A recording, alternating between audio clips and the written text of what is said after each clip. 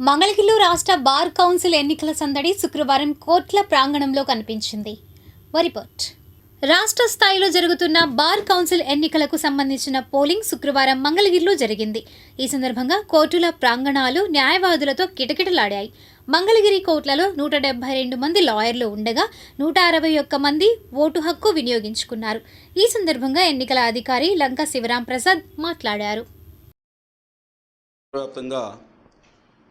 ఉన్న న్యాయవాదులకి సంబంధించి bar council of Andhra Pradesh వారు జరుపుతున్నటువంటి ఎన్నికల్లో 25 మంది సభ్యులకు గాను 23 మంది సభ్యులకి ప్రత్యక్ష ఎన్నికలుగాను 2 సభ్యుల్ని నామినేషన్ పద్ధతిలో ఎన్నుకోవడం కోసం షెడ్యూల్ ఇవ్వడం జరిగింది. ఈరోజు మంగళగిరి స్టేషన్లో ఉన్నటువంటి బార్ అసోసియేషన్కి సంబంధించినటువంటి 171 మంది సభ్యులకి ఇక్కడ మంగళగిరిలో ఒక పోలింగ్ స్టేషన్ ఏర్పాటు చేసి ఇక్కడ ఎన్నిక నిర్వహించడం జరిగింది. ఈ ఎన్నికల్లో బార్ అసోసియేషన్ ప్రెసిడెంట్గా నేను పోలింగ్ ఆఫీసర్గా వ్యవహరించడం జరిగింది. మంగళగిరి బార్ అసోసియేషన్ రోల్స్లో ఉన్నటువంటి 172 మంది న్యాయవాదులకు గాను 161 మంది సభ్యులు ఈరోజు తమ ఓటు హక్కును వినియోగించుకున్నారు.